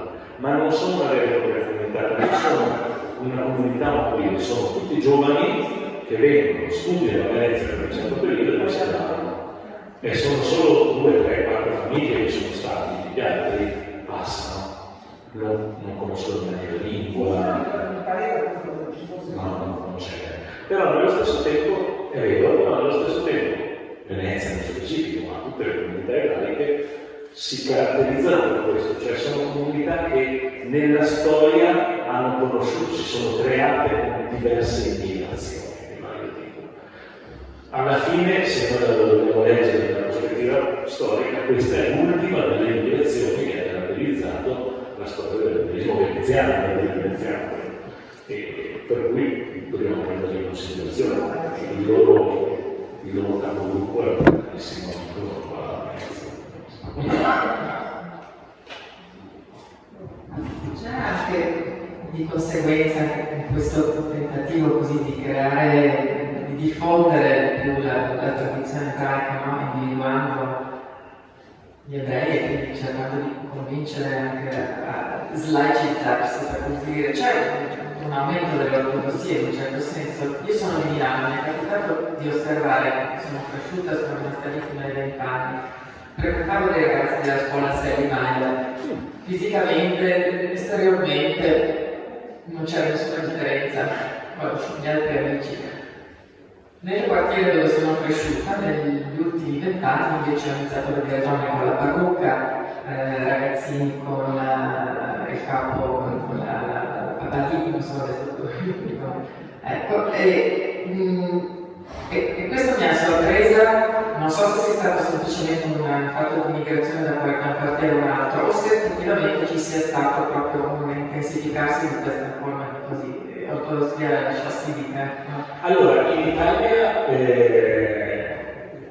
le caratteristiche dell'ebraismo italiano negli ultimi 50 anni sono cambiate molto, nel senso che diciamo, l'ebraismo che è stato colpito dalla Shoah, l'ebraismo delle comunità tradizionali, che loro erano figli di immigrazioni diverse, però alla fine c'è stata una sorta di omogeneizzazione, soprattutto nell'Ottocento, quindi alla fine non si identificavano in un modo omogeneo di vivere l'ebraismo, e si va progressivamente indebolendo, ma nello stesso tempo si sono sovrapposte una serie di migrazioni da fuori Milano in particolare, di ebrei provenienti, per esempio, espulsi dai paesi arabi per il conflitto medio orientale, oppure anche semplicemente migrati volontariamente, sta sempre Hasidim Lubavitch, che hanno portato il loro modo di vivere, per cui la religiosità è più visibile in città come Milano, anche come Roma, ma perché sono comunità che già vivono religiose. Non c'è niente. C'è un aumento a volte della presenza religiosa, cioè a Milano 50 anni fa c'erano la sinagoga di Via Strada, la sinagoga scuola e la sinagoga di Via Olivi, adesso ce ne sono 18. Sì. E sono tutte frequentate. Molte di queste parti sono gestite, sono guidate dai Chabad, cioè perché loro hanno scuole rabbiniche molto piccole e diffuse in qualche modo, e come parlavamo del clero, della mancanza del clero, loro sono dei fornitori di clero in qualche modo.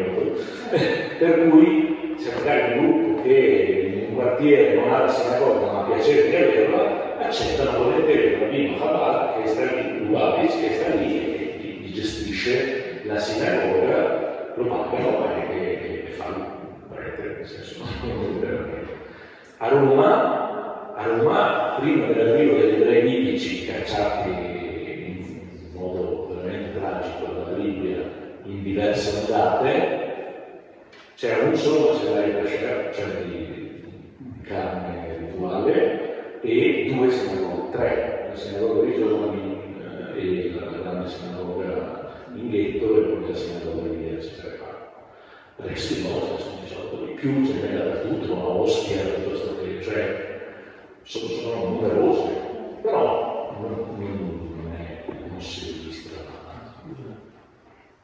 Grazie. Scusami, quello che stai dicendo adesso fa pensare ad una espansione degli ebrei in Italia, mentre non è così per quello che mi risulta, perché oggigiorno se noi chiedessimo presenti quanti pensano siano gli ebrei italiani avremmo delle risposte, credo, molto lontane dalla realtà. Prima della guerra ad oggi sono praticamente dimezzati, grosso modo. Allora come mai questo che ci stai raccontando adesso è una espansione invece dei centri di culto e di cultura ebraica? Allora, sulla questione demografica adesso l'espansione è dovuta a diversi motivi. Primo, appunto, queste immigrazioni di ebrei che arrivano già ortodossi, cioè, e quindi hanno bisogno di questi servizi, arrivano in Italia, non ci sono gli italiani, per cui c'è una moltiplicazione di questi servizi, di questa visibilità e si vede. E questa cosa in qualche modo fa anche bene alla vita delle comunità ebraiche, perché comunque le anima.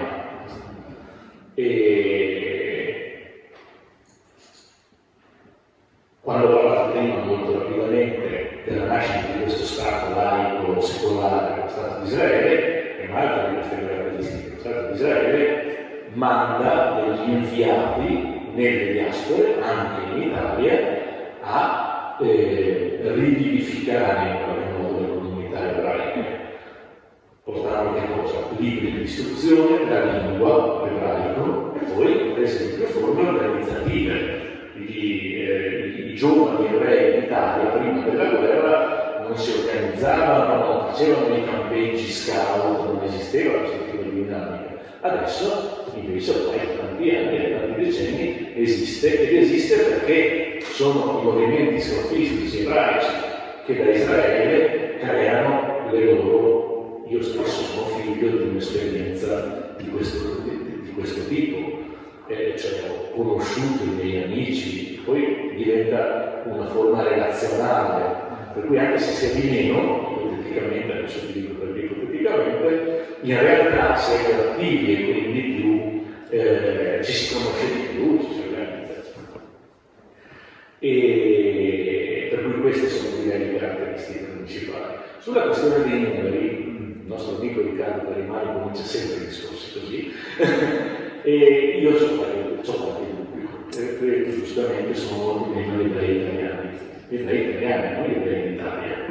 Attenzione, gli ebrei in Italia sono censiti ufficialmente come iscritti alle comunità ebraiche. Le comunità ebraiche sono un'istituzione fascista sostanzialmente, inventata nel 1930 e sono delle istituzioni fasciste nel senso non che gli ebrei sono fascisti, ma è con spirito centralizzatore che esclude dal computo tutti quelli che non sono iscritti alla comunità, ma non è detto in nessuna in nessun consesso democratico che tutti gli ebrei si iscrivano per forza alla comunità ebraica. Se non ritengono che quella istituzione mi dia i servizi che io richiedo, io non mi iscrivo. A Roma ufficialmente ci sono 12-13.000 ebrei, ma ce ne sono molti di più, perché tantissimi, io conosco personalmente, non si iscrivono perché non hanno intenzione, magari non si sentono rappresentati politicamente. Ci sono quegli ebrei riformati, come ho parlato prima al Senato, che non sono riconosciuti all'interno della comunità ebraica. Poi ci sono migliaia di israeliani che sono venuti a vivere in Italia e che stanno lontano dalla sinagoga come se fosse il diavolo, perché sono laici, sono persone che non vanno in sinagoga per la Tel Aviv, figuriamoci se vengono a Venezia, non si vedono proprio, e vengono a studiare medicina, veterinaria, vengono a fare affari, c'è un gemellaggio tra Milano e Tel Aviv, pieno. A Milano non si sente parlare laico come arabo, come qualsiasi altra lingua al mondo, ma l'ebraico, ma dappertutto, in momenti dove non bisognerebbe, il venerdì sera che dovrebbero stare in sinagoga, se vai a Gaia Audenti senti solo parlare ebraico, perché sono tutti richiami di sboccia.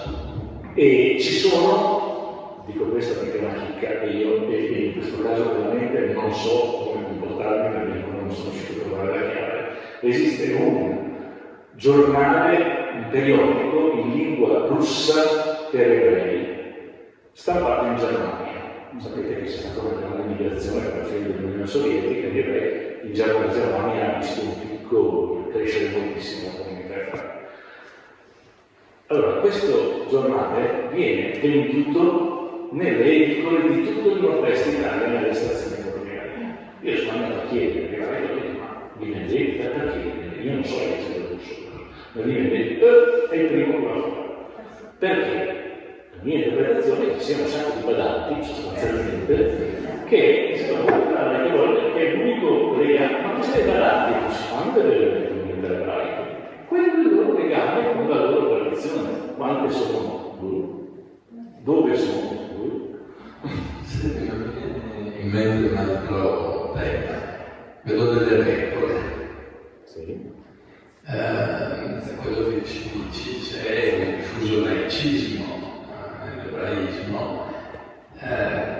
che quindi non rispetta le regole, mentre le regole date dalle scritture dovrebbero essere un segno dell'identità ebraica. Non c'è una contraddizione tra queste due cose. Certo. Sì, sicuramente, e gli ebrei che rispettano le regole sono molto macerati in questo. È un dibattito aperto, prima di tutto, proprio nell'ebreo scolarizzato in generale. Che parte dalla ricerca del senso di queste regole. Ascolta, il processo di secolarizzazione che ha interessato gli ebrei che si sono buttati nell'emancipazione, quindi nell'integrazione, è stato caratterizzato in sostanza da un tentativo di riciclare queste regole in altre forme che possono essere politiche, il mondo della sinistra, il messianismo socialista, con tanto di nomi e cognomi, cioè catechismi, creazione del catechismo, ha visto una grande presenza ebraica. E la psicanalisi è un altro tipo di costruzione di un mondo di regole, perché alla fine sono regole interpretative del mondo che non è il mondo del nostro io, e vari altri tipi di percorsi. E questa cosa ha creato quell'ebreo laico che però alla fine ha continuato nei suoi diversi percorsi a interrogarsi sul rapporto con la sua tradizione originaria. E nella tradizione giuridica, per esempio, nel mondo italiano in particolare, mi viene in mente Ludovico Mortara, il grande giurista e ministro di Grazia e Giustizia, che è figlio di un rabbino e che ha in qualche modo laicizzato la sua propensione di studio della legge proprio di tutti, e però non ha mai negato, dicendo no, io non mi sento più personalmente di aderire a determinate forme di religiosità che si interpreta come legate al passato, però allo stesso tempo mi interessa mantenere questo legame. Lo scontro tra l'adesione all'ortodossia e la pretesa, in qualche modo, mi ci metto dentro io, personalmente, di essere ebreo e anche di vivere il mio rapporto con l'ortodossia quando e come voglio io, senza che ci sia un rabbino che mi dica cosa devo fare, è un qualche cosa che esiste e che è diventato molto contrastato nel momento in cui c'è stata la trasformazione del rabbinato, e quindi intanto la trasformazione del controllo sociale, cioè nel momento in cui gli ebrei non erano più sotto il controllo dei tribunali rabbinici o anche soltanto fisicamente delle mura del ghetto, scappavano un po' da tutte le parti.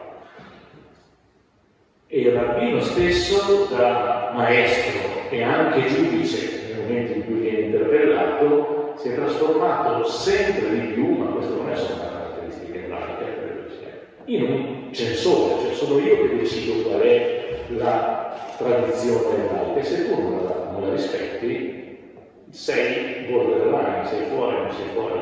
Solo che non c'è coerenza in tutto questo, e soprattutto la tradizione religiosa ebraica non passa mai nella storia attraverso una mediazione di un sacerdote. Passa, è una dinamica che riguarda il singolo essere umano e Dio. Comincia dalla Bibbia, Abramo litiga con Dio, gli dice un sacco di cose, fa delle trattative con Dio, ma da Abramo a quello che si racconta in ogni varia è tutto un proliferare di questo rapporto. Il fatto che ci sia qualcuno che dice no, se tu non rispetti lo Shabbat non sei più un ebreo, uno si sente in colpa perché non rispetta il sabato, però dovrebbe dire chi sei tu per primo, cioè perché mi stai guardando e mi giudichi del mio comportamento? Guarda, che bello quello che mi guarda. Ma non lo facciamo perché siamo anche ancora. Che è una caratteristica naturale. Raccomando, domande brevi e risposte brevi. È impossibile per me. E allora Floriana ha iniziato che è la responsabile. Floriana non lo scontro. Allora, interessante questo discorso che dicevi sulla presenza di molti ebrei rispetto a quello che noi pensiamo, e noi pensiamo agli ebrei italiani fondamentalmente. Questo è il discorso che parlavo, mi ricordo una volta con Gianni Parecchio, che diceva ero convinta che nella guerra fosse un po' di più, ma lui addirittura parlava di 37.000, so che è uscita per 37.000 e 40.000 prima della guerra. Ah, prima della guerra? Sì. E poi, però quindi c'è stata una trasformazione per questo senso che si sono concentrati anche prima forse nelle grandi città. Io so di comunità estere, Porto Forè, siamo stati qui al congresso al Consiglio nazionale dell'Ampi, l'ultimo che stava già molto male, e c'era questa sinagoga un po' diroccata. Quindi c'erano delle piccole comunità anche in luoghi che non sono grandi città, e questo è scomparso completamente per motivi a parte la demografica eccetera. Evidentemente poi c'è stata una concentrazione in zone più cittadine, quindi c'è questo dato, e quindi è chiaro che noi siamo legati storicamente a queste presenze qui. Gli altri sono come vedono i cinesi, si pensa. Quindi questo è un'altra cosa. Nella questa discussione del paese europeo, di fatto ogni comunità, a seconda del posto, io vi ascoltava la diaspora, risente anche del posto dove è vissuto, no? Quindi c'è, leggevo un libro, adesso non ricordo di chi era stato che diciamo queste cose qui, in cui dicevano che ogni volta che arriva c'è questo stimolo poi da parte di Israele, quando arrivano gli ebrei, per esempio dalla Russia, si vedono comunità, tra loro non vanno d'accordo, perché fondamentalmente nascondono dietro una tradizione che, indipendentemente dalla conoscenza dell'arte, no? È diversa, certo, questo è una realtà molto molto complessa, tutta la storia, e in fondo è una perdita anche della cultura, però quando poi si assimilano, di fatto perdi. Ok, questa è un'osservazione importante, però Israele ha, diciamo, questo formato ideologico, in cui si dice ok, costruiamo l'ebreo nuovo, scritto molto socialista, in Israele che reagisce, che partecipa della sua vita, eccetera, e quindi lingua ebraica, eccetera. Ma questa ideologia è un'ideologia e non ha retto alla prova dell'immigrazione di diaspore di diversa provenienza, per cui vi consiglio, scusate, faccio un po' di pubblicità, non è mia, insomma, andate a leggere, comperatevi il libro Anime di Roy Hen, questo nuovo libro edito da Giuntina, che parla in maniera molto forte della comunità russofona e russa in Israele adesso, però anche di Venezia moltissimo e della diaspora marocchina. E queste diaspore che arrivano in Israele alla seconda, alla terza generazione si riappropriano delle proprie origini, compresi gli italiani che sono andati a vivere lì, per cui ci sono seconde e terze generazioni che magari non hanno imparato come lingua di casa l'italiano e hanno voluto riacquisire la lingua italiana. E per esempio a Gerusalemme si è aperta, c'era un'antica tradizione, una sinagoga di tradizione romana, e adesso ce ne sono aperte due. Ma di tradizione non c'è, voglio dire, noi sì siamo in Israele, abbiamo la nostra ideologia, ma siamo lì con la nostra tradizione, che è una rivincita della storia. E poi un fatto personale, quando c'era una politica, mi ricordo una volta che c'era Terracini, c'era un rabbino che non si era preso per essere laico in maniera molto e credo signor rabbino, mi ricordo che una cosa che lei dice, mi ricordo perché era perché aveva pensato che ne ha colpito molto questa Terracini. Questo è veramente una domanda, ma non so perché mi dicono La domanda se non è molto complicata. No, spero di no. Ecco, la domanda è questa, lo Stato di Israele nasce su base religiosa, no. Guarda, ma è secolarissimo. Secolarissimo, ecco, allora la domanda è solo, perché appunto la domanda era come mai l'Iran è stato uno stato professionale, cioè come mai Israele invece nasce come stato molto laico, molto secolarizzato, molto È un prodotto tardivo dei nazionalismi europei, molto immerso, anzi contestato dal mondo religioso in maniera molto forte. sì, però poi manda Israele per il re di No, non per religiosizzare, no, è una questione nazionale, non è una questione religiosa. I Chabad non vengono mandati in Israele, manda emissari per aiutare le comunità ebraiche a sopravvivere e poi magari a suggerire i giovani di emigrare in Israele. Però non possono imporre le cose, però è una missione laica che non si fa completamente. Io facevo l'esempio del movimento salutistico, il mio movimento sionista socialista si chiamava, assolutamente lontano dalla tradizione, addirittura contestatore della tradizione religiosa. E proprio le radici dello Stato di Israele sono assolutamente laiche. Ci sono poi delle complessità all'interno molto forti, soprattutto in questo momento la dimensione, per un altro momento, la dimensione demografica, la componente religiosa che vive nello Stato di Israele, che molto spesso contesta lo Stato di Israele come Stato laico, ha un sacco di figli, per cui in prospettiva sono un problema politico. Puoi avere ragione. E anche le impatto sono condizionati. c'è un facciamo quello di chiudere c'è una domanda, la facciamo. La facciamo, io decido Mi deve portare. Volevo chiedere, mi sono fatto l'idea che l'ebraismo sia una galassia con tantissime sfaccettature. Come si coniuga questo, secondo me, col dialogo interreligioso?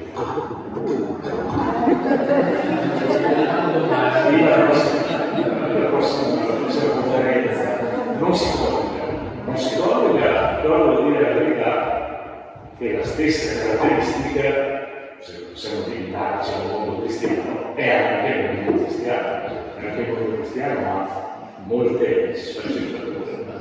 Il tema del dialogo è tenuto in vita, io faccio parte di questa esperienza, insomma, da componenti o gruppi che lo vogliono perseguire, ma senza nessuna pretesa di rappresentare la maggioranza, che non c'è. La Chiesa è facilitata perché sei il Papa, però non è detto che ci sia la stessa efficacia, voglio dire, le esperienze cattoliche di partecipazione alle esperienze di dialogo hanno poi come contraltare altre esperienze cattoliche che proprio stanno tutto strane, sono indifferenti e tendono che siano la maggioranza. Per vari motivi, insomma.